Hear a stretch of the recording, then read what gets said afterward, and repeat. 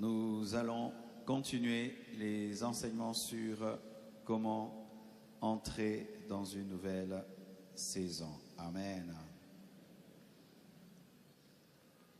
Nous allons nous tenir debout afin de lire un passage de la Bible, s'il vous plaît. Exode 19, versets 10 à 11. Exode 19, 10 à 11. Et l'Éternel dit à Moïse, va vers le peuple, sanctifie-les aujourd'hui et demain, qu'ils lavent leurs vêtements, qu'ils soient prêts pour le troisième jour.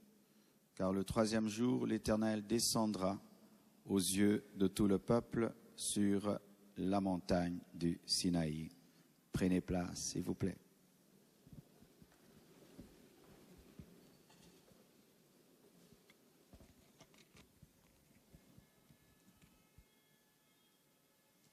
Comment entrer et demeurer dans une nouvelle saison?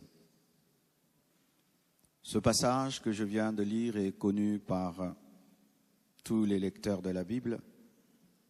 Il s'agit de ce qui a précédé l'expérience de la montagne du Sinaï, où le Sinaï a tremblé.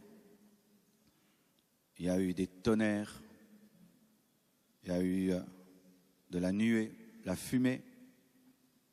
Mais cette grande expérience a été précédée par la sanctification. Certes, il est vrai que c'est Moïse qui est entré dans cette gloire pour parler avec Dieu, mais pour que cette expérience soit possible, il a fallu que tout le peuple puisse laver ses vêtements. Je vous ai parlé des vêtements dimanche passé comme étant le type, l'image du caractère. Et là, nous voyons dans Exode 19, versets 10 à 11, le Seigneur qui demande que les vêtements soient lavés aujourd'hui pour que demain, ils puissent descendre. Ce passage nous enseigne que la descente de Dieu, de sa gloire, est toujours précédée par la sanctification du peuple. Lorsque tu veux que Dieu descende, et quand nous disons Dieu descende, c'est qu'il manifeste sa gloire, qu'il t'amène dans une nouvelle saison, tu dois laver tes vêtements aujourd'hui. La nouvelle saison, c'est demain. Mais ton aujourd'hui, c'est ta sanctification. Lorsque demain, tu veux vivre une nouvelle saison, aujourd'hui, tu dois laver tes vêtements. Que ce soit une saison spirituelle, matérielle, financière, sociale, à tous les niveaux, lorsque tu veux vivre une nouvelle saison, demain, tu dois laver tes vêtements aujourd'hui. Et si Israël avait osé désobéir à la parole de Dieu, à la volonté de Dieu et dire nous n'allons pas laver nos vêtements, qu'est-ce qui allait se faire? C'est que la descente de l'Éternel n'allait pas être une bénédiction, mais allait être une malédiction, un jugement. Il est rare qu'on enseigne de telles choses, car souvent, lorsqu'on veut nous parler d'une nouvelle saison, de bénédiction, de gloire, on nous présente souvent seulement ce que Dieu doit faire et ce que Dieu va faire, mais on ne nous parle pas aussi de ce que l'homme doit faire. La part de Dieu, c'est de descendre. La part de Dieu, c'est de faire trembler la montagne. La part de Dieu, c'est de te donner cette expérience, mais ta part, c'est de laver tes vêtements. Ce n'est pas lui qui va laver tes vêtements, c'est toi qui vas laver tes vêtements, car il est saint. Et la nouvelle saison qu'il donne est sainte. Le Dieu saint donne des saintes choses. Et les saintes choses réclame la sainteté. Alléluia. Quand Dieu te promet un mariage, il te promet un voyage, il te promet l'élévation au travail, sache que tu dois te sanctifier pour expérimenter cela. Quand Dieu te promet le mariage, ce n'est pas que tu dois seulement aller apprendre à préparer, à t'arranger, à être une femme propre. Non, tu dois aussi vivre loin du péché. La sanctification est une marche vers la perfection, la pureté, la sainteté. C'est ça la sanctification. Lorsque vous voulez une nouvelle saison, lorsque vous voulez la descente de Dieu, vous devez laver vos vêtements. Tes vêtements, c'est ta marche. Tes vêtements, c'est ton caractère. C'est ta manière de vivre. C'est ta manière d'être. Tu dois laver. Laver de quoi? La saleté. La saleté de nos vêtements, c'est la boue, la poussière. Mais la saleté du vêtement de sainteté, c'est le péché. De la même manière, nous recherchons les taches pour les enlever de nos vêtements avant de sortir. Tu dois chercher les taches dans ta vie. Les taches dans ta vie. Et tu dois les laver. Si tu veux que Dieu descende, tu dois enlever les taches. Alléluia. Et c'est un principe dans la parole de Dieu. Cela ne revient pas qu'une fois dans Exode, dans toute la Bible. Chaque fois que Dieu veut accorder une nouvelle saison, il demande au peuple de se sanctifier. Josué 3, verset 5, la Bible dit, Josué dit au peuple, sanctifiez-vous, car demain, l'Éternel fera des prodiges au milieu de vous. Sanctifiez-vous quand? Aujourd'hui. Et demain, Dieu fera des prodiges. La même chose qu'Exode. Ça veut dire ceci, mes frères. Que tant que tu ne te sanctifies pas, tu n'entreras pas dans ton demain. Je répète, tant que tu ne te sanctifies pas, tu seras prisonnier de ton aujourd'hui. Tant que tu ne te sanctifies pas, tu seras prisonnier de ta saison présente. Tant que tu n'enlèves pas ce péché que tu connais de ta vie, tu seras dans ton présent. Tu n'entreras jamais dans ton futur. L'ennemi de ton futur, c'est le péché. La plus grande maladie de l'humanité n'est pas le sida. La plus grande maladie de l'humanité, c'est le péché. C'est le péché qui a amené la pauvreté. C'est le péché qui a amené la maladie. C'est le péché qui a amené tous les problèmes que nous avons. Tu veux des prodiges, des miracles, sanctifie-toi. Sanctifie-toi pour être guéri. Le péché amène la maladie. Sanctifie-toi pour être béni. Le péché amène la pauvreté. Sanctifie-toi pour être élevé. Le péché amène la stagnation. Les prodiges et les miracles de demain sont précédés par la sainteté d'aujourd'hui. Je répète, les prodiges et les miracles de demain sont précédés par la sainteté d'aujourd'hui. Nouveau Testament, Matthieu 5, verset 8, la Bible dit ceci. Heureux ceux qui ont le cœur pur, car ils verront Dieu. Conséquence. Tu veux voir Dieu? Voir Dieu, ce n'est pas seulement une vision. C'est vivre la puissance de Dieu, vivre la fidélité de Dieu, vivre la bonté de Dieu, vivre les promesses de Dieu. Tu veux vivre les promesses de Dieu et un cœur pur. La sainteté même des pensées. Car tu peux te sanctifier dehors, rempli de haine. Dedans, tu es rempli d'impureté. Dedans, tu as des pensées perverses. Dedans, tu es sale. Ta bénédiction extérieure,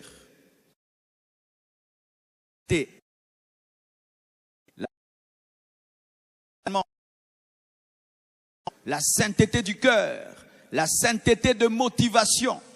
Lorsque tu veux une nouvelle saison, aie des motivations pures.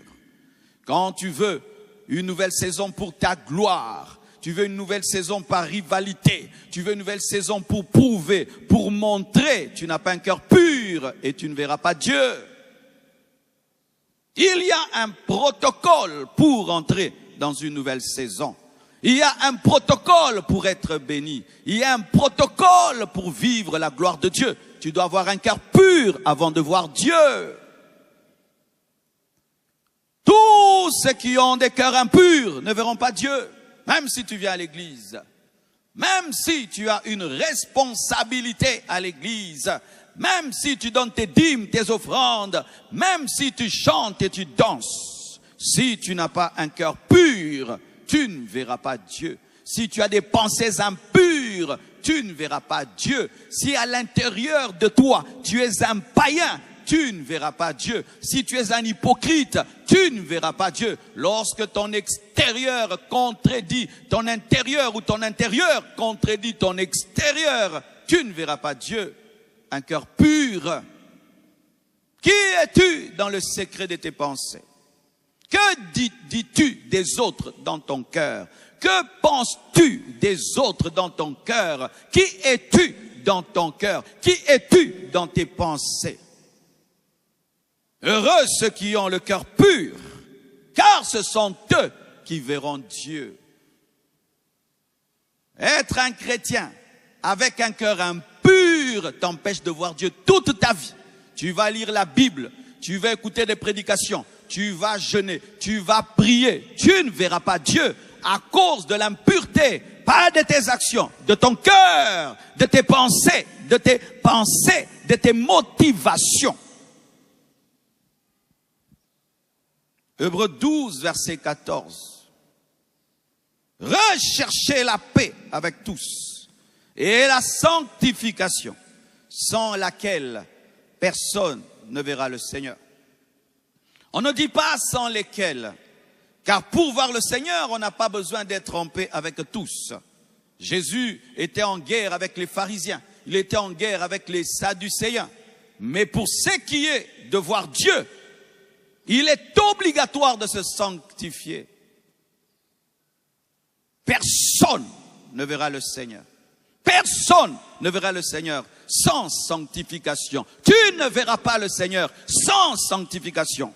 Même si tu pries, même si dimanche tu es à l'église, même si tu as des responsabilités, même si tu as des années dans le Seigneur, personne ne verra le Seigneur sans la sanctification. Personne. Personne ne verra le Seigneur.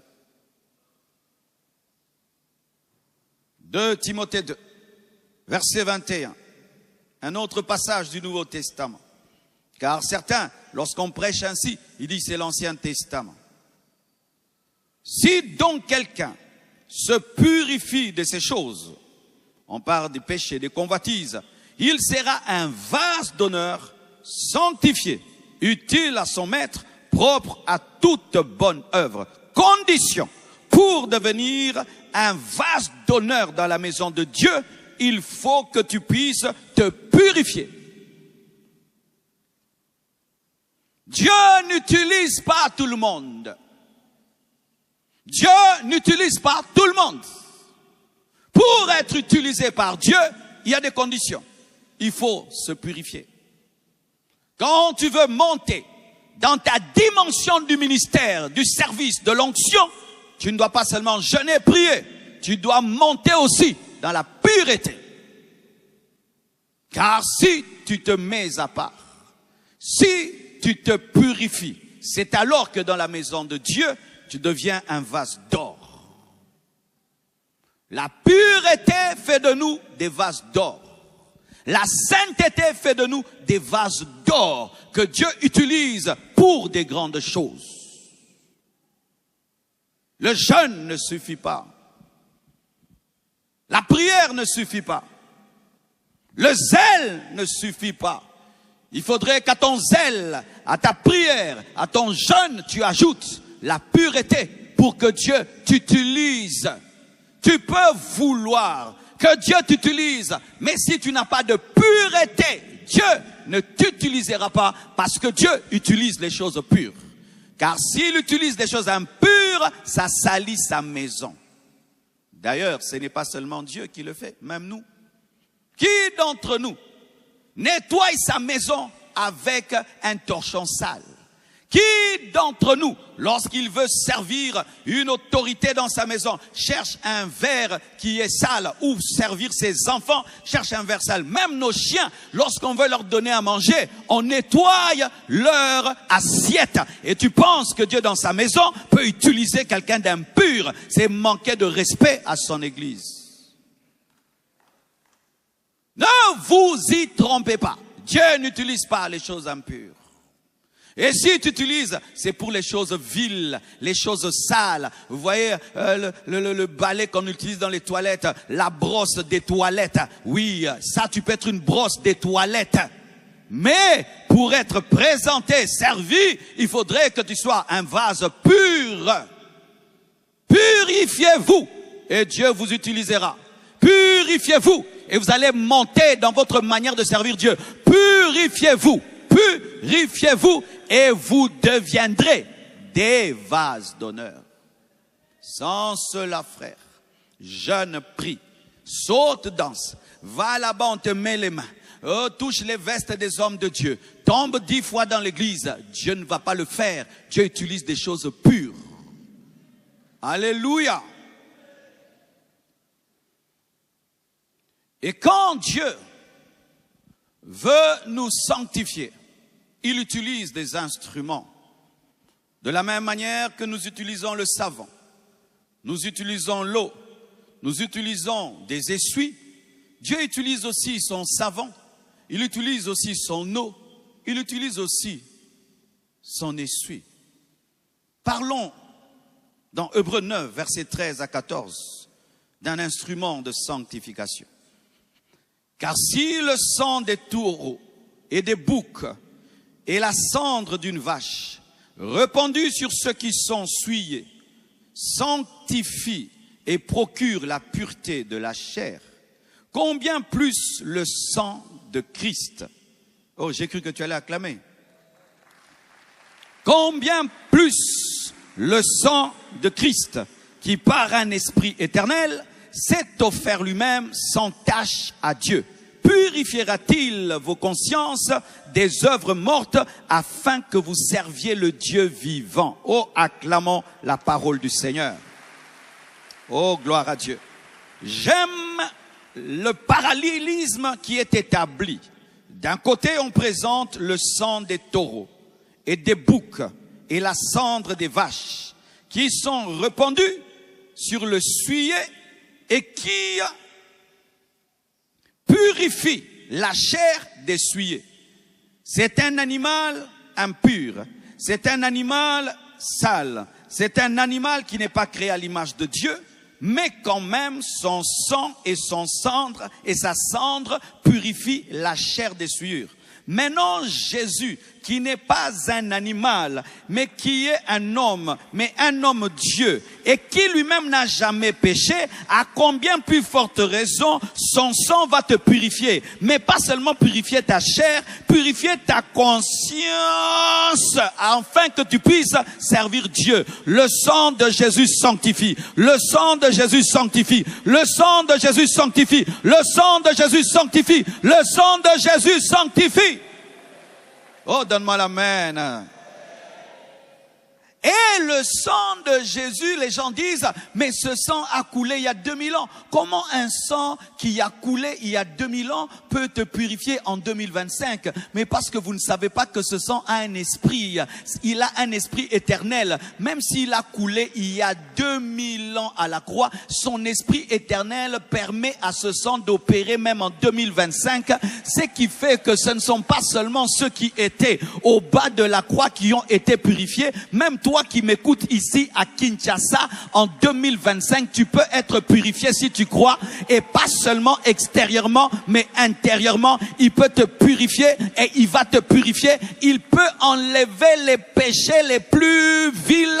Il peut le faire aujourd'hui. Pourquoi? Il a un esprit éternel, ce qui fait que l'efficacité du sang de Jésus dure éternellement. Et c'est à cause de l'efficacité du sang de Jésus que nous allons vivre éternellement au ciel. Car si le sang de Jésus perd son efficacité, le paradis est fini pour nous. Mais comme ça, un esprit éternel, ça garantit un salut éternel. Le sang de Jésus lave. Que personne ne revienne pour te culpabiliser. Pour tes anciens péchés, Jésus les a lavés par son sang. Que personne ne puisse te dire que tu es condamné parce que tu as péché. Jésus a lavé par son sang. Si tu t'es repenti et tu as demandé pardon, c'est lavé, c'est lavé, c'est lavé. Si tu étais un meurtrier, tu étais une prostituée et tu as reçu Jésus-Christ, c'est lavé, c'est lavé. Et si tu es dans le péché pendant que je parle et tu crois au sang de Jésus, tu seras lavé. Pourquoi? Ça a un esprit éternel. Donne-moi la main. Donne-moi la main. J'aimerais vous poser cette question. Qui a mené l'autre à la croix? Est-ce que c'est Jésus ou Satan? Qui a amené l'autre à la croix? C'est Jésus qui a amené Satan à la croix ou c'est Satan qui a amené Jésus à la croix? Qui est pour que c'est Jésus qui a amené Satan à la croix? Qui est pour que c'est Satan qui a amené Jésus à la croix? L'église est partagée. Alors comment tu peux savoir qui a mené qui? C'est lorsque tu étudies sur le bénéficiaire. Qui a bénéficié de la croix? Si celui qui connaît le futur dans le présent et même dans le passé te permet de le crucifier, afin qu'il puisse sauver l'humanité, qui a amené l'autre à la croix? C'est Jésus qui a amené Satan à la croix, mais Satan pensait amener Jésus à la croix. Car la Bible, on nous dit qu'à la croix, il a dépouillé les autorités, les dominations. Et la croix n'a pas profité à Satan, la croix a profité à Jésus. Donc c'est Jésus qui a amené Satan à la croix, mais Satan pensait amener Jésus à la croix, parce qu'en fin de compte, qui a dit tout est accompli? Ce n'est pas Satan, c'est Jésus. Alléluia. J'aimerais te dire que Jésus a versé son sang volontairement.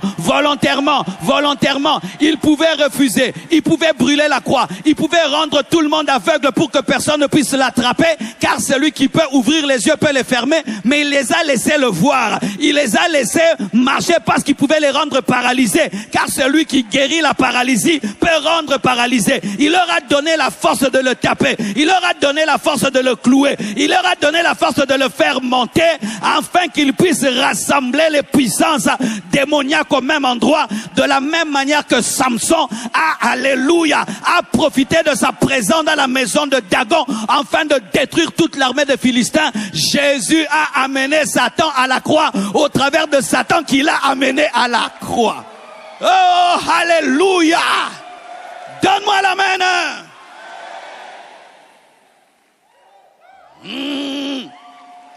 Pourquoi je te prêche ça?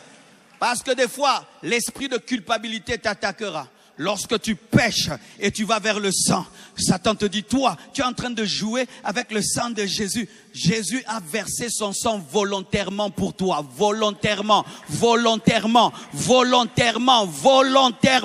Lorsqu'il est venu sur la terre, il savait déjà qu'il allait mourir pour toi. C'est pourquoi il n'est pas né dans un hôpital. Il n'est pas né dans un hôtel. Il est né là où il y a des agneaux, parce qu'il était l'agneau de Dieu qui devait être immolé. Alléluia. La première présentation de Jésus n'est pas le lion de la tribu de Judas, c'est voici l'agneau de Dieu qui ôte les péchés du monde. Par quoi? Par son sang. Alléluia. Prenez le temps de méditer sur le sang de Jésus. Vous serez délivrés de la culpabilité. Comme je le dis toujours, si tu as péché hier et tu t'es réellement repenti, quelqu'un vient te donner la prophétie sur ton péché d'hier, ce n'est pas Dieu qui lui a parlé, c'est Satan. Parce que Dieu a oublié et Dieu a effacé. Il ne peut pas venir te reparler de ce qu'il a effacé par le sang de Jésus. Le sang de Jésus purifie. Le sang de Jésus purifie. Le sang de Jésus purifie. Et même le sang de Jésus purifie les pensées. Toi qui es dérangé par les pensées impures, invoque dans ta vie le sang de Jésus. Proclame le sang de Jésus dans tes pensées, car il y a des pensées qui sont démoniaques, qui ne peuvent être vaincues que par le sang. Tu sens l'oppression des pensées impures? Proclame le sang dans tes pensées. Proclame le sang de Jésus dans ta conscience. Et ces puissants des ténèbres qui t'oppressent au travers des pensées impures te lâcheront. Oh, donne-moi l'amen. Deuxième instrument de la sanctification. 1 Corinthiens 6, verset 11. Et c'est là ce que vous étiez, quelques-uns de vous. Mais vous avez été lavés, mais vous avez été sanctifiés, mais vous avez été justifiés au nom du Seigneur Jésus-Christ et par l'Esprit de notre Dieu. Le Saint-Esprit lave, le Saint-Esprit purifie. Le Saint-Esprit ne te donne pas que le parler en langue, il te donne l'énergie de vaincre le péché. Le Saint-Esprit ne donne pas que des prophéties, il donne la force de dire non au diable. Il te donne la force de vaincre les péchés qui te dominaient. C'est pourquoi lorsque tu étais païen, tu tombais dans le péché. Mais quand Jésus est venu dans ta vie, le Saint-Esprit t'a donné la force de dire non à ce que tu ne pouvais jamais abandonner. Et tu es étonné, comment j'y arrive? Parce que le Saint-Esprit sanctifie. Il s'appelle Saint-Esprit. Le Saint-Esprit ne donne pas que la vie de prière, il donne la vie de sainteté, il donne la vie de pureté. Le Saint-Esprit ne donne pas que des visions, il donne une force de tenir face à la tentation. Quand on dit ce n'est ni par force ni par puissance, c'est par mon esprit. Ce n'est pas seulement pour faire marcher des paralytiques, ce n'est pas seulement pour faire voir les aveugles, c'est aussi tenir devant la tentation. Où tes amis ne te comprennent pas. Mais toi, tu tombais tout le temps devant l'alcool. Comment tu résistes? Le Saint-Esprit. Mais toi, tu ne résistais pas aux femmes. Comment tu résistes maintenant? Le Saint-Esprit. Mais toi, tu te mettais toujours en colère. Comment tu ne te mets pas en colère? Le Saint-Esprit. Mais toi, tu volais. Comment tu ne voles plus? Le Saint-Esprit a bloqué mes mains. Alléluia. Le Saint-Esprit sanctifie. Le Saint-Esprit sanctifie. Collabore avec le Saint-Esprit, deviens l'ami du Saint-Esprit et il va te communiquer la haine du péché, l'horreur du péché. Il va te donner une force face à la tentation. Jésus, rempli du Saint-Esprit, est allé dans le désert pour être tenté. Il est tombé. Il était rempli du Saint-Esprit. Un homme rempli du Saint-Esprit ne tombe pas devant la tentation. Un homme rempli du Saint-Esprit ne tombe pas dans la tentation. C'est pourquoi lorsque le diable veut te faire pécher, il attaque ta plénitude. Si tu es en course avec le premier, celui qui gagne toujours la course, qu'est-ce que tu vas faire? Tu vas attaquer ses pneus, tu vas crever son pneu. Quelle que soit la qualité de ton moteur, si ton pneu est crevé, tu ne peux pas être premier. Et même si tu as la volonté, si tu n'as pas de plénitude, tu ne peux pas vaincre le péché, car il faut l'aide du Saint-Esprit pour vaincre le péché. C'est pourquoi il attaque tout ce qui donne la plénitude du Saint-Esprit, la prière. Satan combat ta vie de prière. Et toi, tu penses qu'il combat que ta vie de prière. Non, il veut te faire tomber. Il sait que quand tu pries, tu es rempli de l'esprit. Quand tu parles en langue, tu es rempli de l'esprit. Alors il attaque ta vie de prière, tes parler en langue, ta vie d'adoration. Et il sait que si tu n'es pas assez rempli, même si tu veux ne pas tomber, tu tomberas. Parce que ce n'est pas par ta force que tu peux vaincre le péché, mais c'est par la force du Saint-Esprit. Il te déconnecte de celui qui donne la force pour que lorsqu'il va te tenter, même si tu as la volonté, mais tu n'as plus l'application sainteté qui fonctionne. Donne-moi la main, je vais te parler. Ce n'est pas parce que hier tu as vaincu le péché que tu vaincras aujourd'hui. Hier tu as vaincu le péché parce que tu étais rempli. Si aujourd'hui tu n'es pas rempli, tu tomberas. C'est pourquoi certains sont étonnés de tomber. Parce qu'ils pensent qu'ils ont gardé la force alors que la force n'était pas à eux, la force était au Saint-Esprit. Donne-moi la main.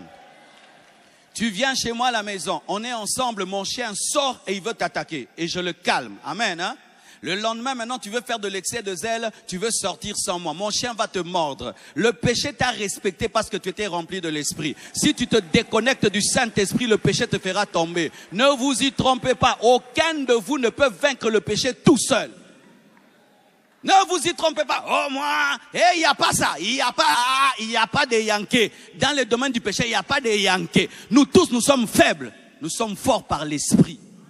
C'est pourquoi des fois tu es étonné. Mais comment ce frère, je l'ai connu saint, comment il peut faire ça? Parce qu'en ces temps-là, il était rempli de l'esprit. Là, il n'est plus rempli de l'esprit. Tu dépends du Saint-Esprit pour te sanctifier. Sans l'esprit de sainteté, il n'y a pas de sainteté.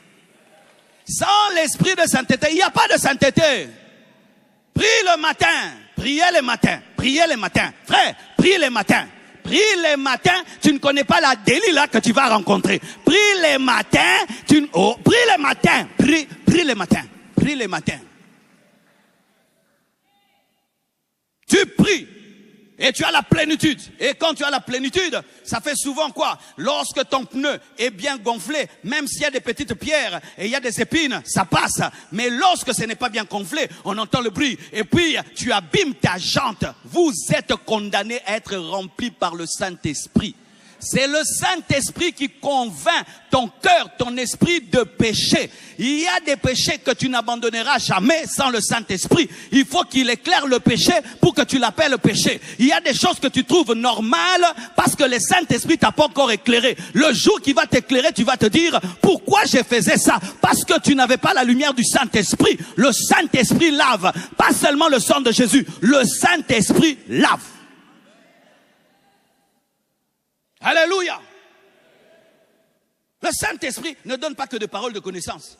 Les gens vont que chez le Saint-Esprit, donne-moi les noms des gens, les adresses des gens. Non, le Saint-Esprit ne donne pas que les noms des gens et les adresses des gens. Le Saint-Esprit donne le dégoût du péché. Le Saint-Esprit te paralyse devant le mal.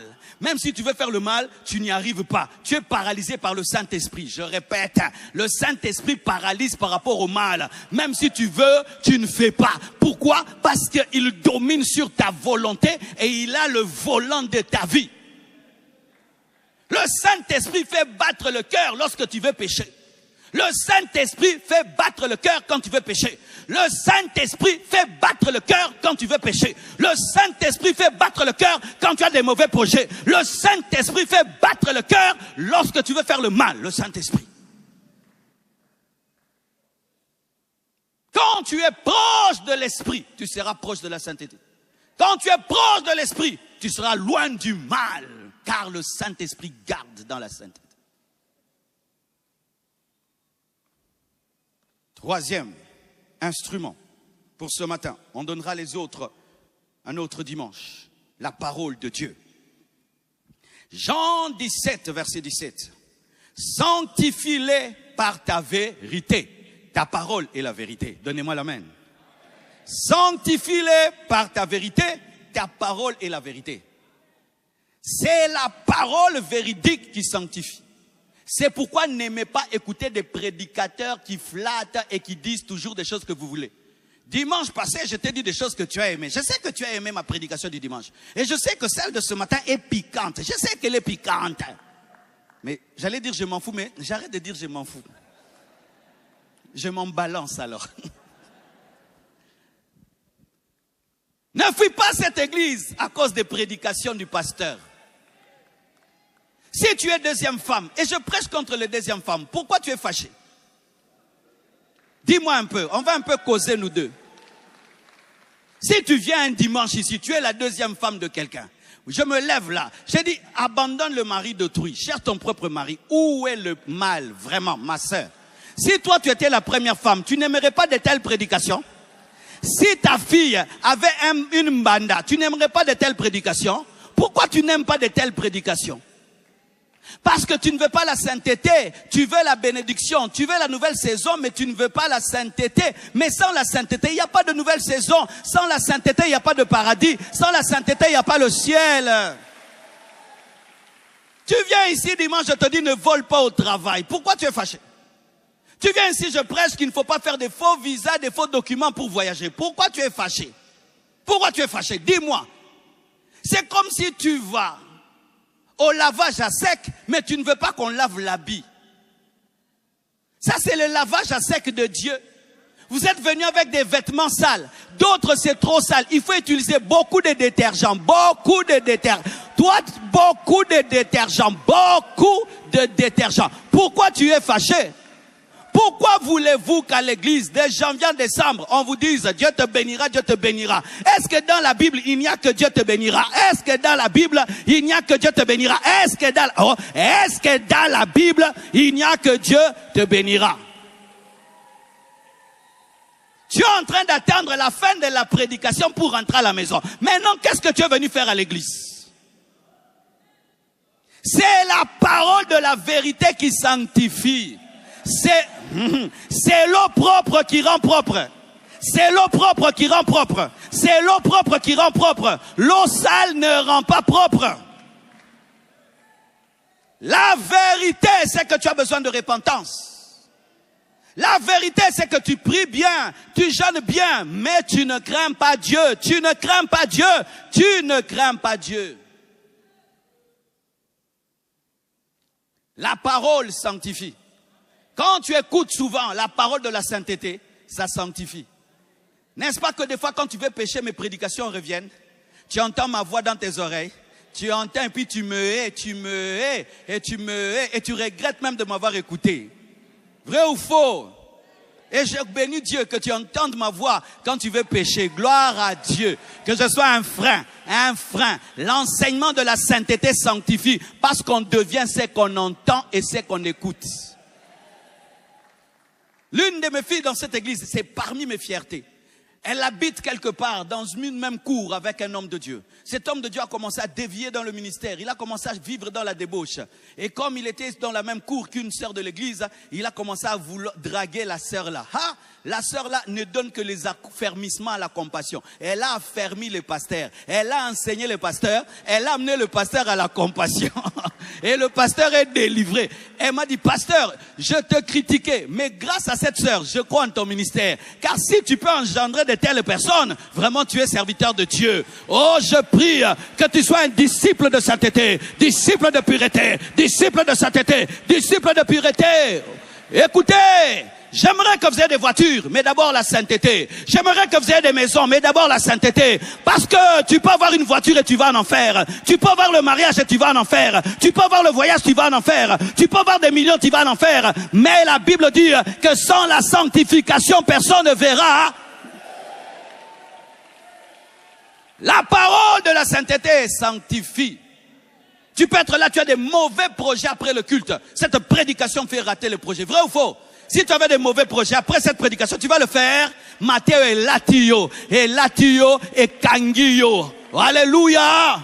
Si tu es venu ici avec des mauvais projets, que Dieu te délivre, que Dieu te libère, que Dieu te transforme, que Dieu te délivre. Si tu es un sorcier, convertis-toi. Tu es impudique, tu es venu pour une fille ici, convertis-toi. Oh, à la compassion, il y a des filles bien. Que Dieu te délivre, impudique, que Dieu te délivre. Voleur, tu viens voler les téléphones à l'église. Voleur des téléphones, voleur des téléphones et des sacs des gens. Que Dieu te délivre.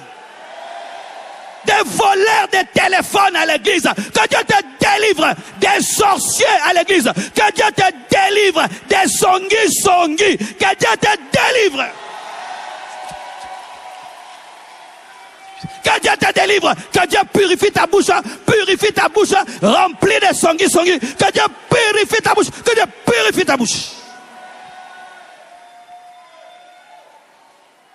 La parole de la vérité lave.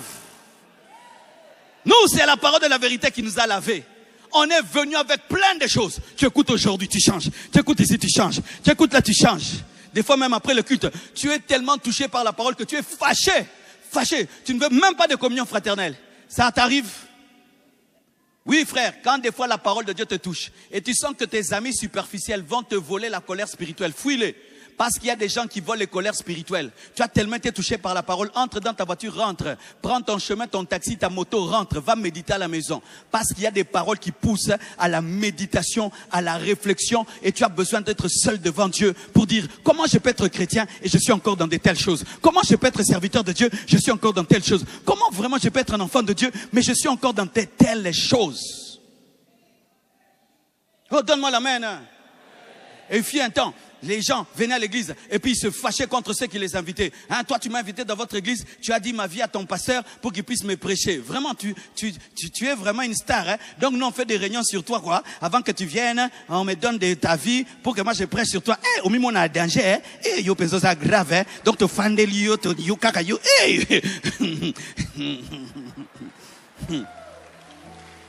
Il y a des gens comme ça. Si je prêche ici, vraiment, on a dit ma vie au pasteur pour qu'il puisse me prêcher. Frère, vraiment, tu es un orgueilleux. Donc moi, je vais prêcher à toutes ces personnes ta vie. Donc toi, tu es terrible comme ça. Et là, tu es au caca, frère. Oh, donne-moi l'amen. Aimez les prédicateurs qui vous motivent, mais aussi qui vous brisent. Aimez les prédicateurs qui vous motivent, mais aussi qui vous brisent. Oui, lorsque tu pleures, je vais te consoler. Lorsque tu es découragé, je vais te fortifier. Mais quand tu pêches, je vais cogner le marteau. Alléluia. C'est pourquoi même quand vous lisez la Bible, ne lisez pas que des versets que vous aimez. Demandez, on vous donnera. Cherchez, vous trouverez. Frappez, on vous ouvrira. Tant que tu vivras, rien ne te résistera. Vous aimez que des versets, des promesses. Vous aimez beaucoup les psaumes qui tuent vos ennemis. Que Dieu tue vos ennemis. Que Dieu tue vos ennemis. Mais allez aussi dans les épîtres, on dit qu'il faut tuer aussi le péché qui est en toi. Quand vous regardez les affiches, vous regardez les thèmes, comme on regarde les films. Ah, ce film, je n'aime pas. Oh, Tarzan, là-bas, non. Ah, ça, ouais, j'aime. Et la prédication, la pureté. Ah, non, non, non. Qui va prêcher Marcelo? Jamais, jamais. Là, comment Dieu peut ouvrir ton quatrième œil? Ça, je veux venir. Qu'on ouvre mes quatre œils. Que ton œil s'ouvre. Tu es un impudique. Tu es un masturbateur. Tu es un pornographe. Tu es un voleur. Que tes yeux s'ouvrent. Que tes yeux s'ouvrent sur tes péchés. N'ayez pas de préférences dans la Bible. Consommez toute la parole de Genèse Apocalypse. Consommez toute la Bible de Genèse Apocalypse. Dites amen à toute la parole de Genèse Apocalypse. Quand Dieu t'encourage, amen. Quand Dieu te frappe, amen. Quand Dieu te console, amen. Quand Dieu te brise, amen. Aimez toute la parole. Je suis un prédicateur d'équilibre. D'équilibre. D'équilibre. D'équilibre. Sinon, vous allez prier et vous irez en enfer. Oh, donne-moi l'amen. J'ai besoin de 6 personnes et aussi mes instruments didactiques et je vais finir ma prédication là. Alléluia. Mikolo Posote Zongi grave. En français. L'envie de prêcher est revenue grave. Rapidement, rapidement. Ah, coach. J'ai besoin de 6 personnes. Rapidement. Je vais t'expliquer comment Dieu nous sanctifie et comment Dieu fait que tu puisses quitter une saison pour une autre. Et si tu n'as pas capté ma prédication, cet exemple peut t'aider facilement. 1, 2, 3, 4, 5. Où est la 6e personne?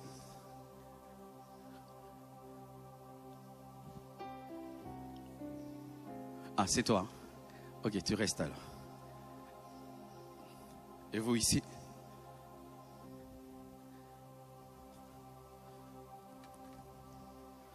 Le pain, qui a faim? C'est la nouvelle saison. Où est la terre, la saleté? La terre, le péché. Ah, ils sont nombreux. Vous partez, hein? Sorry. Non, toi tu peux rester. Oui, viens ici. Ok. Le savon. L'eau. Dis à ton voisin, lave-toi pour manger. Ton voisin de gauche, lave-toi avant de manger. Encore, lave-toi avant de manger. Plus fort, lave-toi avant de manger. Acclamons le Seigneur. Ça, c'est toi. T'es pas le diable. Ça, c'est le diable. La terre, c'est le péché. Lui, le savon, c'est le sang de Jésus. L'eau, c'est le Saint-Esprit. L'essuie, c'est la parole de Dieu.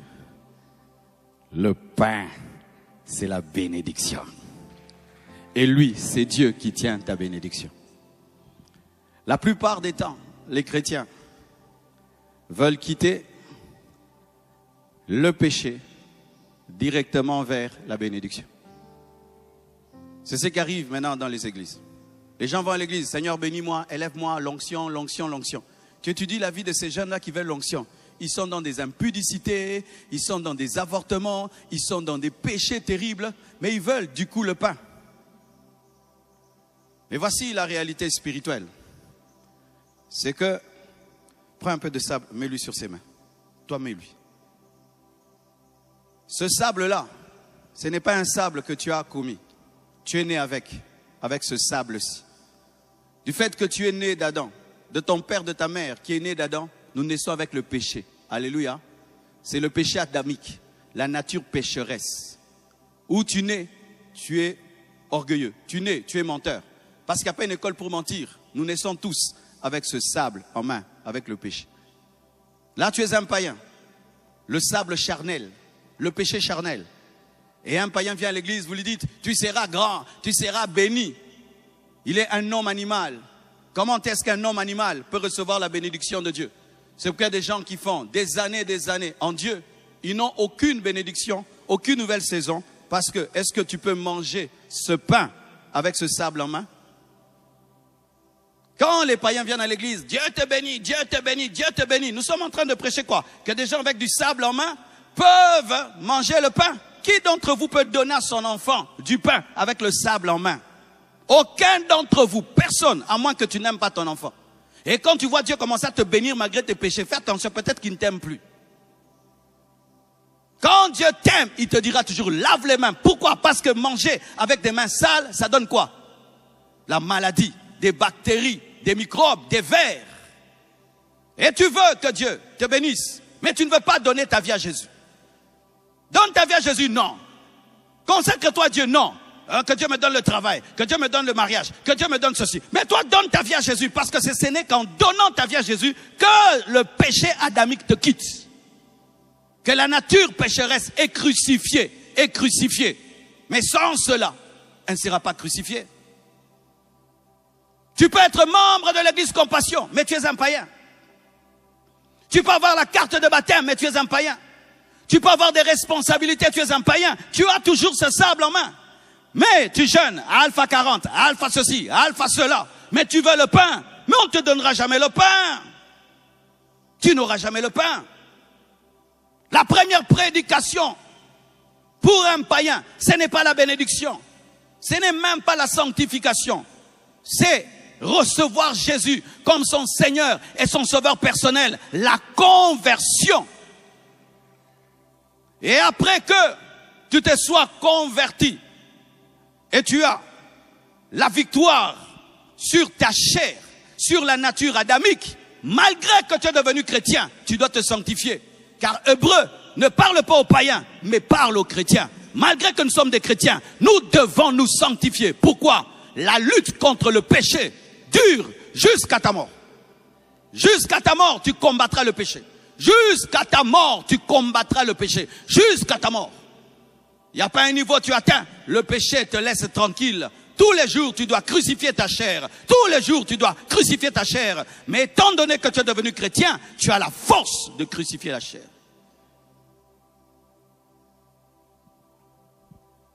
Lui, il représente Satan. Il représente le monde. Il représente les pécheurs qui te tentent. Présente-lui. Frère, toi, tu te prends vite comme ça. Présente-lui le péché. Oh, mais tombe, non? Mais pêche, non? Vole, non? Couche avec cet homme. Couche avec cette femme. Le diable te présentera la saleté, mais il ne la mettra pas sur toi. C'est toi qui dois mettre tes mains. La tentation n'est pas une obligation, c'est une invitation, une sollicitation. De la même manière que vous refusez d'aller dans certaines fêtes malgré l'invitation, tu peux dire non au péché malgré l'invitation au péché. Être tenté n'est pas être obligé de pécher, c'est une invitation. Sur 10 invitations que je reçois, je n'accepte qu'une invitation. Des fois même sur 50 invitations que je reçois, je n'accepte qu'une seule invitation à cause de mon emploi du temps. Mais ce n'est pas parce que je suis invité que je suis obligé de prêcher dans toutes les églises. Si je répondais à toutes les invitations, même dimanche, je ne prêcherais pas ici. Prêcher ici, c'est une décision de ne pas aller prêcher quelque part. Et la sanctification, c'est la décision de ne pas pécher malgré la tentation. Malgré la tentation. Si tu te sanctifies parce que tu n'es pas tenté, tu n'es pas encore sanctifié.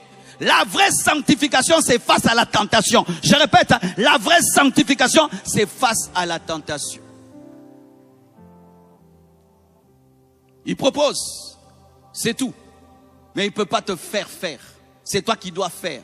Parce que tu es créé à l'image de Dieu, à sa ressemblance. Tu as une volonté souveraine, la capacité de dire oui et de dire non.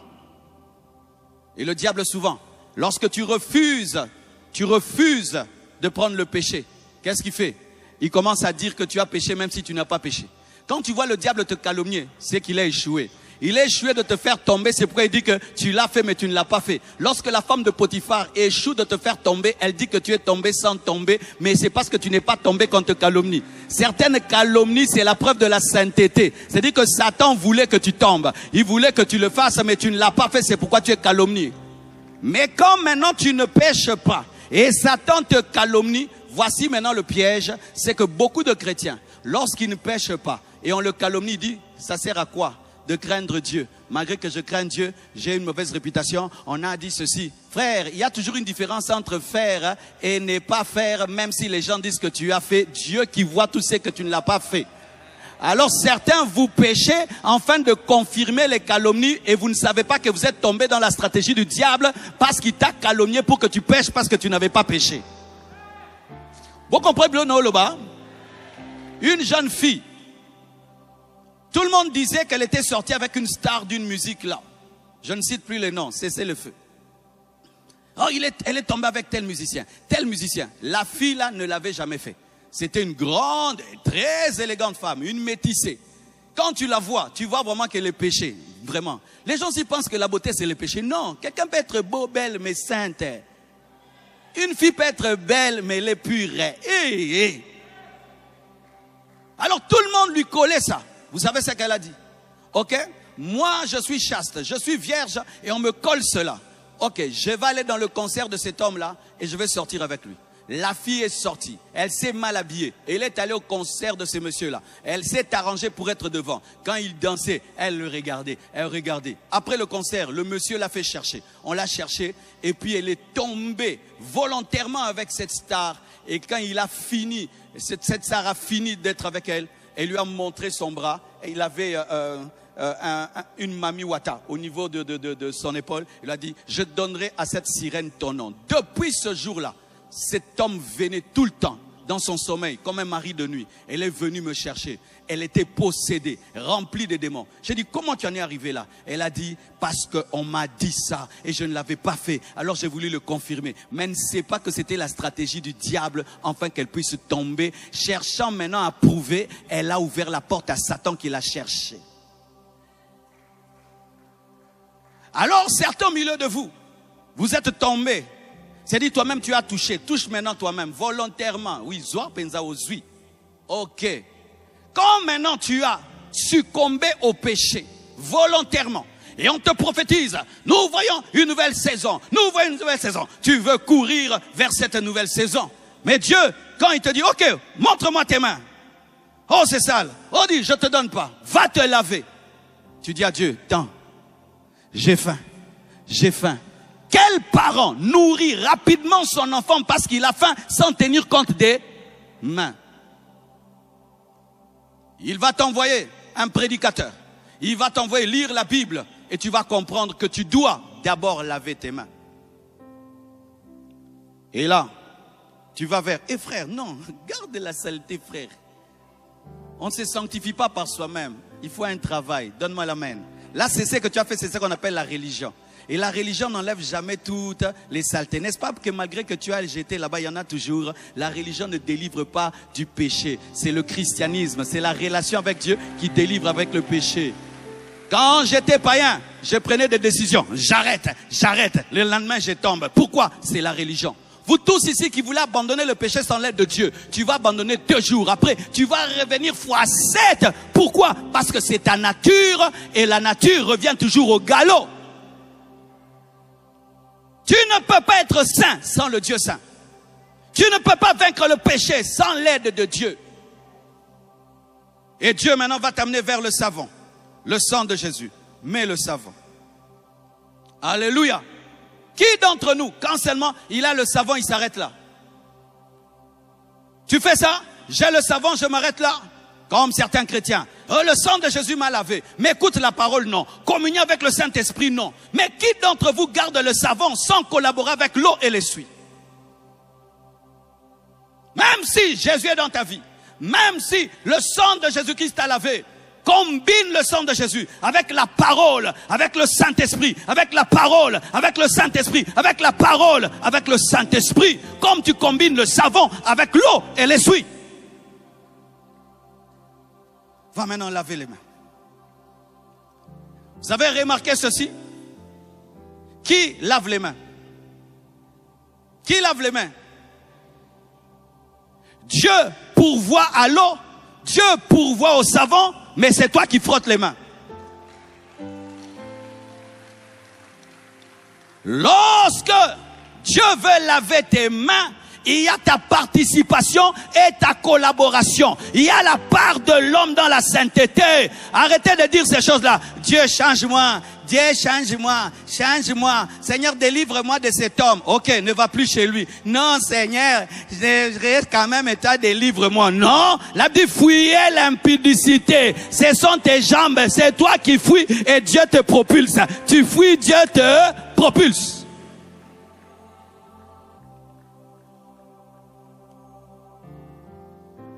Le frère est en train de laver les mains. Et vous allez voir chaque fois que nous lavons les mains, qu'est-ce que nous faisons? Ici, n'est-ce pas? Pourquoi? Ce sont les endroits où la saleté se cache. Même les péchés chéris. Même les péchés cachés. Même les péchés chéris. Ne lave pas qu'ici. Lave aussi ici. Ici, entre les doigts. Lavez entre les doigts. Lavez les péchés que personne ne connaît, que toi-même tu connais. Entre les doigts. Je peux te présenter ma main comme ça. Elle paraît propre, mais entre les doigts, c'est sale. Mais Dieu voit même entre les doigts. Dieu connaît qui tu es vraiment. Lorsque tout le monde t'appelle saint, entre les doigts. Même entre les doigts, lave. N'aie pas comme sainteté la sainteté que les hommes t'attribuent.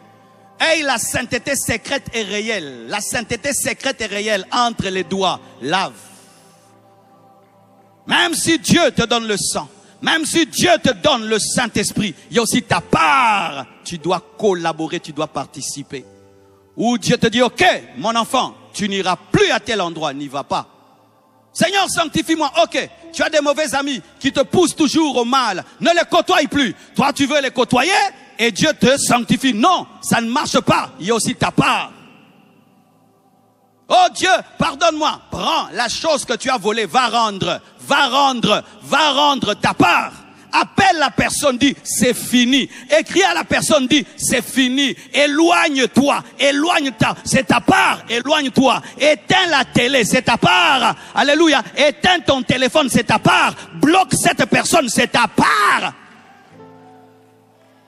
C'est ta part. Même s'il y a l'eau, même s'il y a le savon. Est-ce que le savon va te laver sans que tu puisses présenter les mains? Est-ce que l'eau va te laver si tu ne frottes pas les mains? Vous voulez que Dieu fasse tout, que lui-même frotte vos mains, que lui-même pompe les savons? Non, il y a ta part, il y a ta part. Tu ne sortiras pas de ce péché-là sans faire ta part. Tu triches à l'école, alors va t'asseoir à un endroit où on va te voir.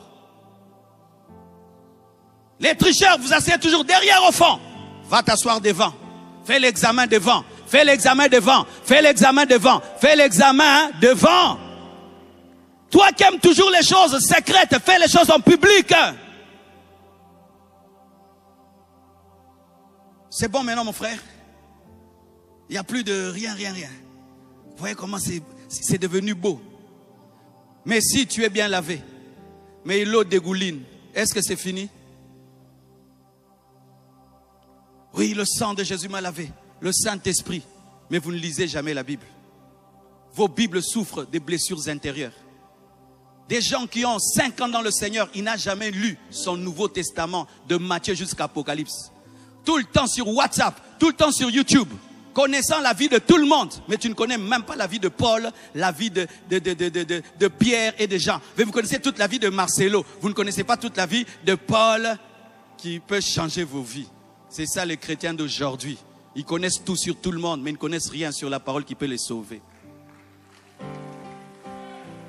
Oui, vous passez votre temps sur Internet en train de regarder la vie des gens au lieu de lire la Bible. Les chrétiens avant Internet étaient puissants parce qu'ils lisaient la Bible. Ils lisaient la Bible. Les chrétiens d'aujourd'hui passent leur temps sur TikTok et connaissent des choses sales, mais ne connaissent pas l'essentiel. Je te pose la question, as-tu lu, depuis que l'année a commencé même, 5 chapitres de la Bible? Ce mois-ci est en train de finir. As-tu fini même un livre de la Bible? Et tu es en train de lire même des livres chrétiens qui édifient ta foi. Rien du tout. Vous avez des mains qui dégoulinent. Le sang de Jésus, le Saint-Esprit, mais aucune connaissance de la parole, aucun enseignement, aucune profondeur, aucune méditation de la Bible, aucun verset dans le cœur. Aucun verset dans le cœur, aucun verset dans le cœur. Des chrétiens sans Bible. Où est ta Bible? Ta Bible en papier. Car aujourd'hui, si tu veux bien méditer la Bible, ce n'est pas la Bible électronique. Parce que pendant que tu médites la Bible électronique, un WhatsApp, un emoji, un appel entre. Mais aller vers la Bible qui n'a pas de WhatsApp pour être concentré. Lorsque je vais prêcher, j'utilise ma Bible électronique. Mais quand je vais méditer pour moi-même, j'utilise l'ancienne Bible. J'utilise l'ancienne Bible où je peux souligner. Soyez des chrétiens sérieux. Il est lavé, mais ses mains dégoulinent. Certains péchés, pour les vaincre, tu dois connaître la Bible. Certains péchés, pour qu'ils te quittent, tu dois lire la Bible. C'est un verset biblique qui t'attend pour te délivrer. Vous venez même à l'église sans Bible. Et même d'autres, ils n'ont même pas la Bible dans le téléphone. Rien du tout. Rien du tout. Des chrétiens vraiment zéro Bible. Même la Bible électronique, ils ne l'a pas. Des chrétiens comme ça. Un aventurier de chrétien. Je ne t'ai pas insulté, c'est la vérité. Tu es aventurier. 5 heures au téléphone. Mais même pas 5 minutes pour lire la Bible. Tu manques de sérieux. Les musulmans sont plus sérieux avec le Coran que les chrétiens. Les musulmans, même un simple fidèle, maîtrise le Coran. Mais dans nos églises, ce sont les pasteurs qui maîtrisent le Coran. Les fidèles attendent seulement qu'ils maîtrisent la Bible. Les fidèles attendent seulement que le pasteur parle. Soyez des chrétiens de béret. Lisez la Bible. Connaissez la Bible. Lisez la Bible. La Bible changera ta vie. La Bible te sanctifiera. La Bible te purifiera. La Bible, lorsque tu commences à trop la lire, le Seigneur va te fixer des rendez-vous bibliques. Des rendez-vous bibliques. Il n'y a pas que des rendez-vous de prière. Il y a aussi des rendez-vous bibliques où il connaît que ton habitude de lecture, maintenant il va te pousser vers un verset. Quand tu comprends le verset, ça te donne un réma. Le réma change ta vie. Oui, ta vie peut changer par un verset. Lorsqu'une femme est amoureuse, même si tu lui écris un long passage comme ça, elle va finir. Mais l'église n'est pas amoureuse de Jésus. Vous n'aimez pas les longs chapitres. Vous aimez un verset, c'est tout. Un verset, c'est tout. Vous voyez, quand on va dans des fêtes, on nous donne des amuse-gueules, des fromages avec des cure-dents. Et tu manges un peu. Est-ce que ça rassasie? Mais quand tu veux te rassasier, il y a l'entrée, il y a le repas et il y a le dessert. Et quand tu veux te rassasier de la Bible, lis des chapitres. Arrêtez de prendre un verset là, lisez des chapitres, terminez un chapitre, terminez un livre, et puis un autre livre, et puis un autre livre. Et qu'est-ce qui va se passer? La vie des Écritures va entrer en toi, et tu vas laver tes mains. Regardez, quand on lit la Bible, c'est comme quand on essuie, non?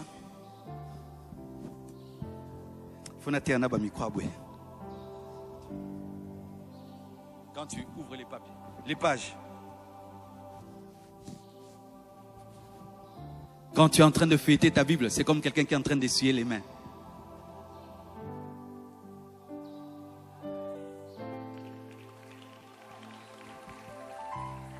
Et ce que j'aime, c'est que l'essuie ressemble à Jésus. Car lorsque tu te laves, tu laisses ta saleté dans l'eau et tu laisses ta saleté sur l'essuie. Et Jésus prend tes péchés. Il s'est fait pécher pour que tu deviennes saint. Mais pour que la sainteté de Dieu vienne en toi, il faut que tu t'approches de lui. Essuie mon frère. Et quand il essuie, il est proche de la bénédiction. Quand il essuie, il est proche du mariage. Parce que tu peux être là, tu dis Seigneur, donne-moi le mari, donne-moi le mari. Mais ton problème, tu es une femme avec des réponses. Et Dieu sait qu'une femme pareille, avec des réponses piquantes, même si on lui donne un mari, elle va détruire son mariage. C'est pourquoi Dieu te pousse vers la parole. Il te pousse vers le Saint-Esprit. Il veut te laver, mais toi tu veux le mariage. Même si on te donne le pain là, tu vas le salir. Même si on te donne le mariage, tu vas faire souffrir cet homme. Parce que les hommes ne supportent pas les femmes avec des réponses piquantes.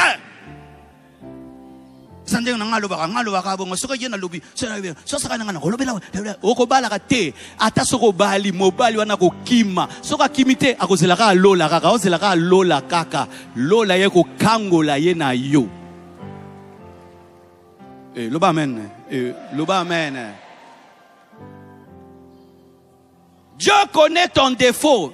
Et il sait que s'il te bénit avec ton défaut, tu vas détruire la bénédiction. Lavez-vous, lavez-vous, lavez-vous, lavez-vous, lavez-vous. Oh Seigneur, élève-moi, Seigneur, élève-moi. Dieu sait que tu es voleur. Dieu sait que tu es voleur. S'il ose t'élever, tu finis en prison. Dieu t'aime tellement qu'il ne t'élèvera pas parce que tu vas finir en prison. Oh Kosamwa. Tu sais, tu te connais que toi devant l'argent, tu deviens païen. Vrai ou faux? Vrai ou faux? Oh. Tu te connais que toi devant l'argent, tu deviens païen. Qui devient païen devant l'argent ici? Lève la main. Mais tu le dis, non? Toi-même tu le dis. Là.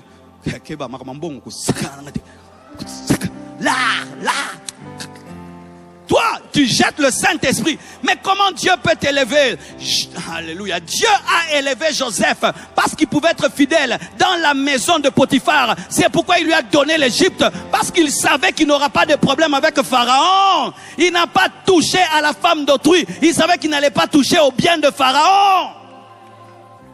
Dieu n'a aucun problème. C'est nous qui n'aimons pas le processus. Tu es bien lavé. Maintenant, frère, mange les pains.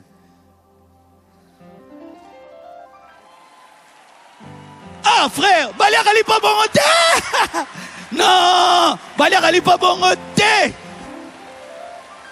Asalika erreur nandoyeba. Ah, frère, Balia Rali pas bon thé. N'a pas sur deuxième chasse. Ah, Bakataka d'abord, hein. Lipa. Oh, acclame le Seigneur. Quand il a pris le gros pain, il a mangé comme ça. Est-ce qu'on fait ça? Le pain n'est pas un micro quand même. Mais toi tu fais ça. Païne. C'est un problème d'éducation et de manière. Mais lui, je crois que c'était l'émotion. Il est bien éduqué. Il s'est rattrapé. Quand on te donne le pain, qu'est-ce que tu dois faire? Le briser. Comme Jésus était brisé avant d'être donné. C'est-à-dire qu'il faut reconnaître que ce n'est pas par ta force, mais par la grâce. Christ est mort pour que tu sois béni. Il faut briser. Et regardez encore, pour que tu manges le pain, tu dois le couper jusqu'à ce qu'il ait la taille de ta bouche. Ce n'est pas parce que la manne est un miracle que Dieu prépare la manne pour toi. Tu dois préparer toi-même. Même dans la bénédiction, il y a le travail.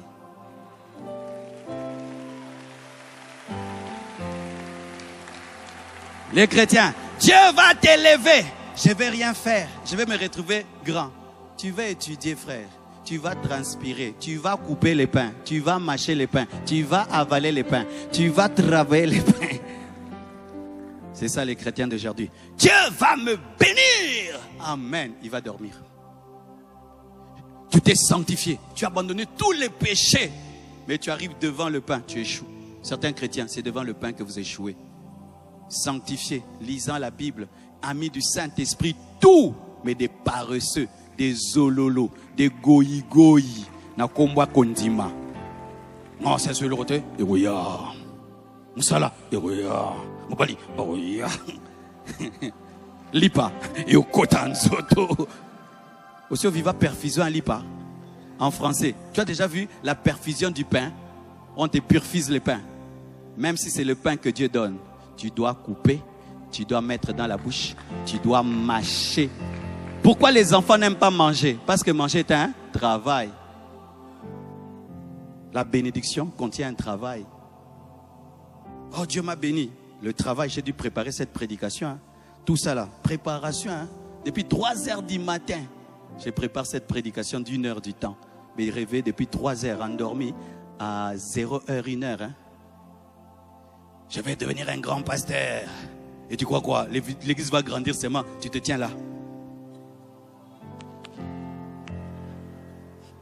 À tous à Bogaroté. Oh, donne-moi la main, hein? Seigneur, donne-moi le mariage. On te donne le mari, le voilà. Prends-en soin. On prend aussi soin d'un mari. Oui. On prend soin d'un mari, on le nourrit, on les chouchoute, on les cajole. Non, je suis en train de dans le mariage. Seigneur, donne-moi l'argent. Il te donne l'argent. Voilà l'argent. L'argent est là. Il faut gérer, épargner, investir, calculer, compter. Tu dois travailler. La manne ne tombait pas comme du pain. Ça tombait comme des graines qu'il fallait piler et préparer. Même dans la manne, il y a le travail. Le problème des chrétiens, c'est qu'ils attendent que Dieu fasse tout. Mais regardez là, Dieu a pourvu, mais lui aussi il a fait sa part. Le pain n'est pas venu de lui, le pain est venu de Dieu, mais sa part c'est de le prendre, de le couper, de le mettre dans la bouche et de le mâcher. Frère, tu peux couper un morceau et mâcher un peu? Frère, quoi sonité? T'es parti à mon kieka. Frère, ça rend ma cam, frère. Ok. Mange. Tu vois comme tous on te regarde. Quand Dieu te bénit, tout le monde te regardera.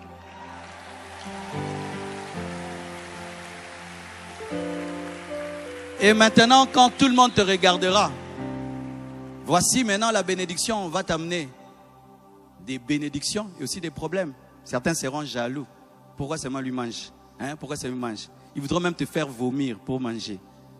C'est pourquoi quand Dieu te bénit et que tu entres dans ta nouvelle saison, prépare-toi à des ennemis. Parce que même si Dieu te promet Canaan, il y a la guerre à Canaan. Beaucoup de chrétiens, oh la nouvelle saison, le repos. Le repos c'est seulement au ciel. Le repos c'est seulement au ciel. N'attendez pas la paix pour être en paix, soyez en paix sans paix. Comme Jésus qui pouvait dormir dans une barque agitée. Vous qui attendez la paix lorsque vous n'aurez pas des ennemis, vous aurez toujours des ennemis jusqu'à la mort. Car il y a des gens qui vous haïront même seulement parce que toi tu manges le pain, eux ne mangent pas le pain. Mais aussi, quand tu as le pain, ne mange pas seul le pain. Partage aussi les pains. Prends des morceaux, donne aux autres. Parce que quand tu es le seul à manger, tu es en danger de mort. Ne te réjouis pas d'avoir la seule plus belle maison du quartier. Le jour qu'il y aura pillage, c'est toi qu'on pillera. Ne te réjouis pas d'être le seul qui a reçu dans votre famille. Ils vont désirer ta mort afin de prendre tes biens. Cherche à ce que tout le monde soit grand. Cherche à ce que tout le monde soit élevé. C'est ce que Dieu a fait avec Joseph. Il n'était pas le seul grand. Les autres aussi sont devenus grands. Et d'ailleurs, Judas est devenu plus grand que Joseph parce qu'il a engendré David. David qui a engendré Jésus. Ah, tu vas dire, c'est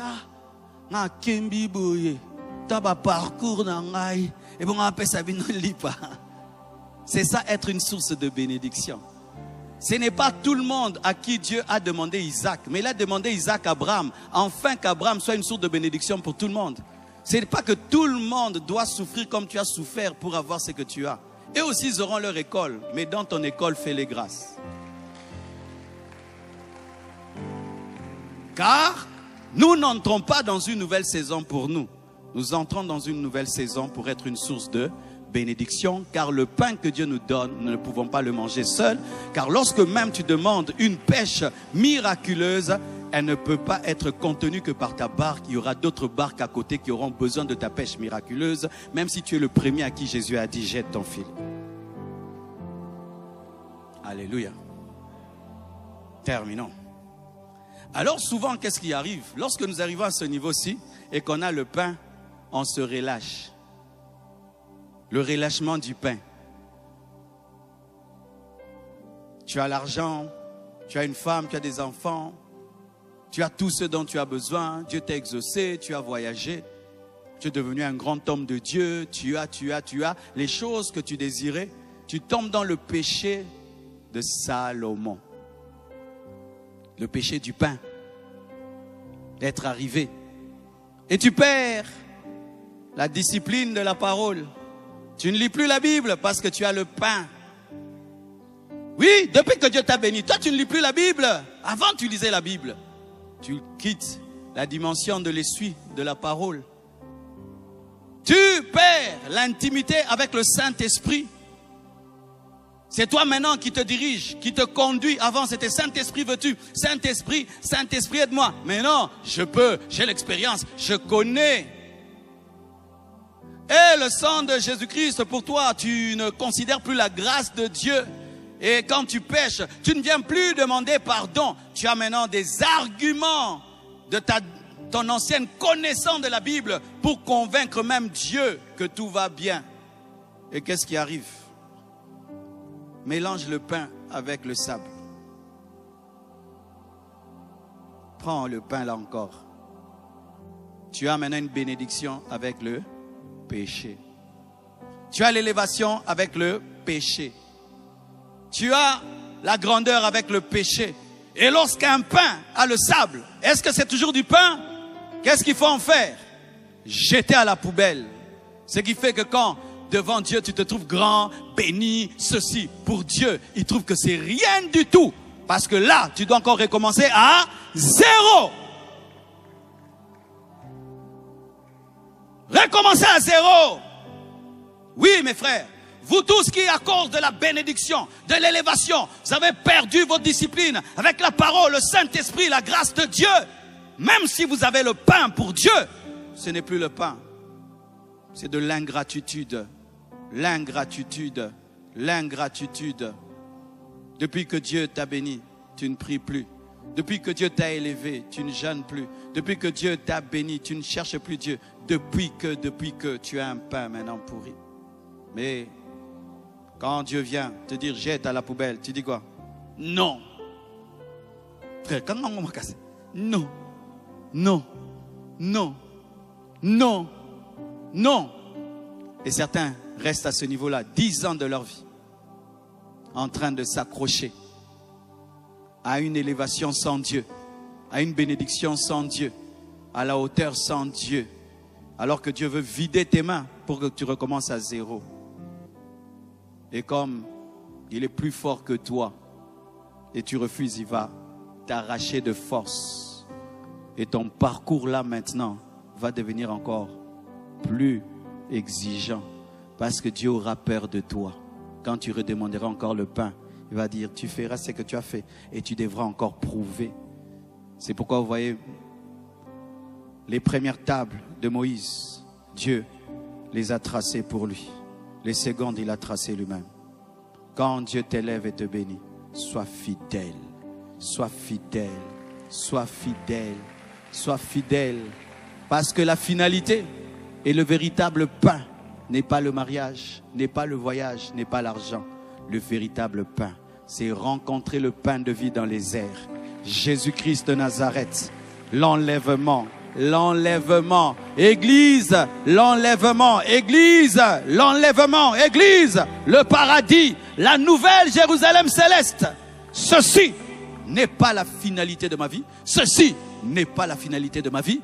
La finalité de ma vie n'est pas un grand ministère. La finalité de ma vie, c'est aller au ciel. La finalité de ma vie, c'est le paradis. La finalité de ma vie, c'est l'enlèvement. Si le ministère devient grand et je ne suis pas enlevé, je rate le paradis. J'ai échoué. C'est un pain qui est devenu sale. Alléluia. Ainsi, je clôt mon enseignement Que Dieu vous bénisse abondamment.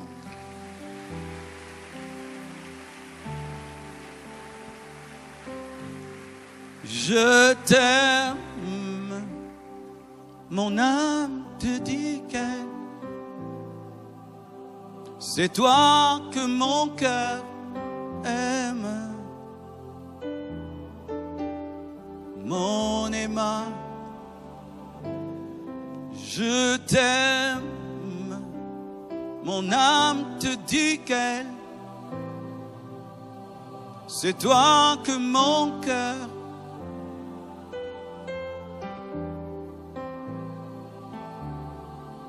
Tu veux donner ta vie à Jésus. Tu veux te mettre en ordre avec Jésus.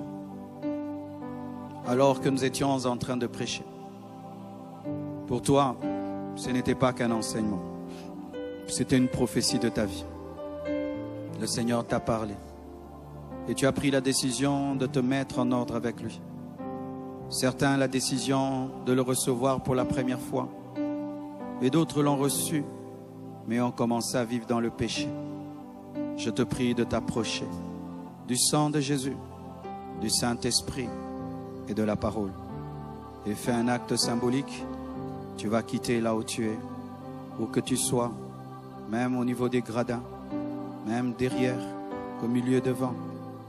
Tu vas venir devant, ici, t'agenouiller en signe d'humilité et de soumission et demander la grâce d'être délivré de la boue du péché, la grâce d'être délivré de la poussière du péché, la grâce d'être lavé par le sang, lavé par le Saint-Esprit, lavé par la parole. Approche-toi, je te prie. Ce matin, c'est ton matin. Ce dimanche, c'est ton dimanche. Il nous a donné cette parole afin de te sauver, afin de te libérer, afin de te purifier. N'attends pas un autre dimanche. N'attends pas un autre jour, car ce jour est ton jour. Ce jour est ton jour. Ce jour est ton jour. Ce jour est ton jour. Ce jour est ton jour. Ce jour est ton jour. Ce jour est ton jour. Ce jour est ton jour. Ce jour est ton jour. Je t'aime, mon âme. Approche-toi, mon frère, approche-toi, ma sœur.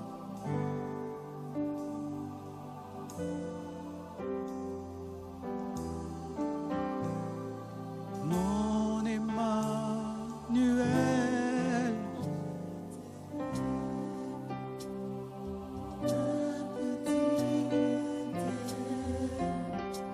c'est toi que mon cœur aime,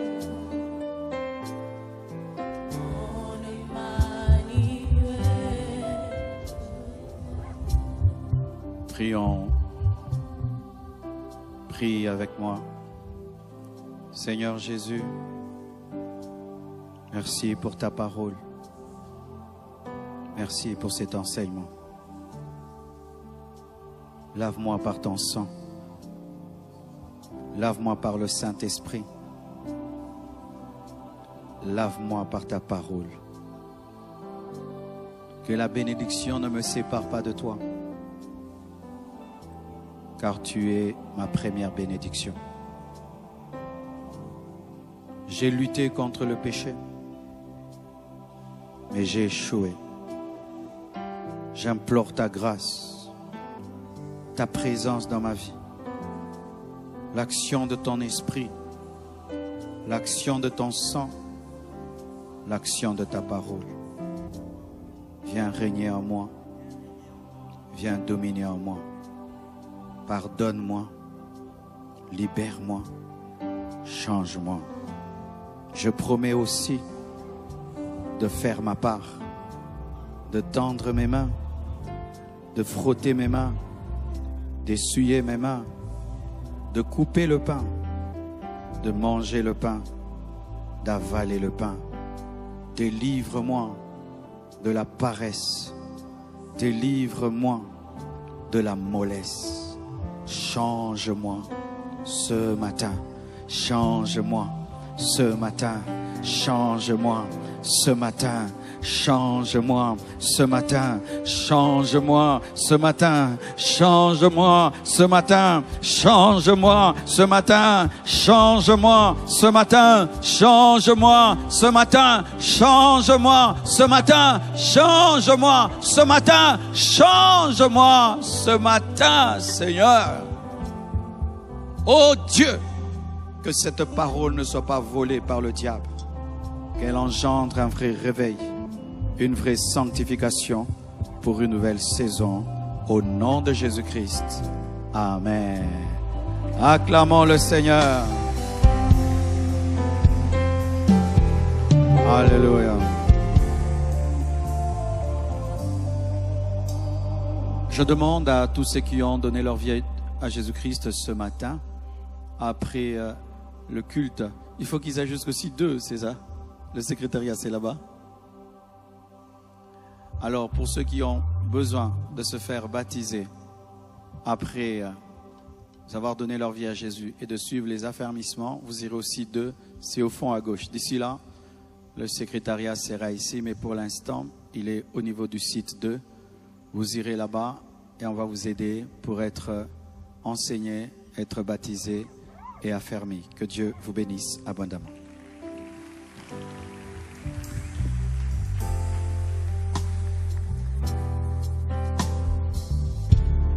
Nous continuons d'acclamer pour Jésus.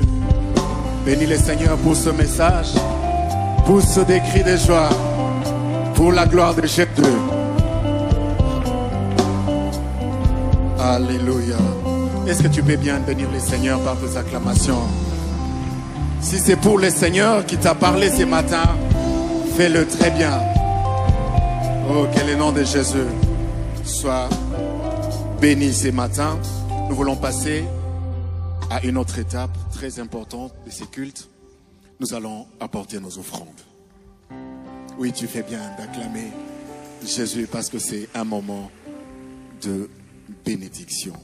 Alors que le service d'accueil est en train de nous placer les paniers, j'aimerais lire une portion d'écriture avant de passer au moment des offrandes. Je suis dans les livres de 1 Chronique, chapitre 29, verset 2, je lirai jusqu'au 9e verset. La Bible dit ceci: j'ai mis toutes mes forces à préparer pour la maison de mon Dieu de l'or pour ce qui doit être de l'or, de l'argent pour ce qui doit être de l'argent, de l'airain pour ce qui doit être de l'airain, du fer pour ce qui doit être de fer, et de bois pour ce qui doit être de bois, des pierres d'onyx et des pierres à enchâsser, des pierres brillantes de diverses couleurs, de toutes sortes de pierres précieuses et du marbre blanc en quantité. Verset 3.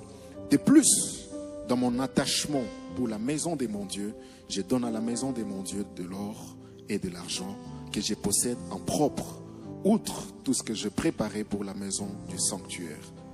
3000 talents d'or d'Ophir, 7000 talents d'argent épuré pour en revêtir le bois de bâtiment. L'or pour ce qui doit être de l'or, de l'argent pour ce qui doit être de l'argent, pour tous les travaux qu'exécuteront les ouvriers, qui vont encore présenter volontairement aujourd'hui ces offrandes à l'Éternel. Verset 6, le chef des maisons paternelles, les chefs des tribus d'Israël, les chefs de milliers, des centaines, les intendants du roi firent volontairement des offrandes. Ils donnèrent pour le service de la maison de Dieu 5000 talents d'or, 10 000 talents d'argent, 18 000 talents d'airain et 100 000 talents de fer. Verset 8. Ceux qui possédaient des pierres les livrèrent pour le trésor de la maison de l'Éternel entre les mains de Jéhiel, les Gershonites. Le peuple s'est réjoui de leurs offrandes volontaires, car c'est avec un cœur bien disposé qu'ils faisaient à l'Éternel, et le roi David eut aussi une grande joie. Nous sommes dans un moment où nous sommes en train de faire des sacrifices pour la finition du temple. Regarde ton voisin, dis-lui, la maison de l'Éternel a besoin d'argent. La maison de l'Éternel a besoin de l'or. La maison de l'Éternel a besoin de pierres précieuses. tu vas prendre une très bonne offrande qui correspond à l'or, qui correspond à des pierres précieuses que tu peux amener dans la maison de l'Éternel. Pendant cette période, nous ne ferons pas des offrandes de manière ordinaire. Dis avec moi, offrande extraordinaire. Parce que nous devons finir ces bâtiments, nous devons les revêtir et Dieu mérite d'avoir les meilleurs.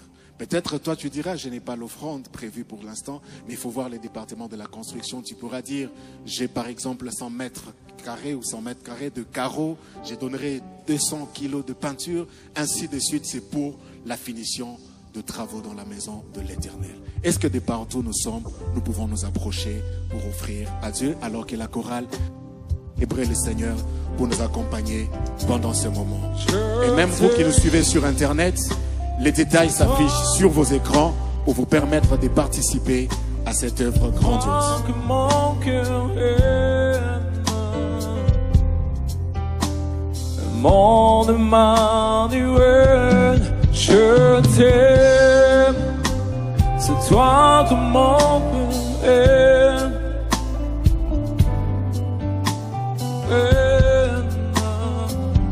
Mon Emmanuel, je t'aime. C'est toi, c'est toi que mon frère, mon Emmanuel, je t'aime, je t'aime. Mon âme te dit que t'aime. Mon Emmanuel, je t'aime. Mon âme te dit toi.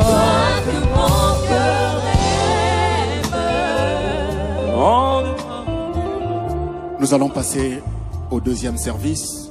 Dans ce service, tu as prévu ta dîme ce matin. Apporte et déposons le panier correspondant.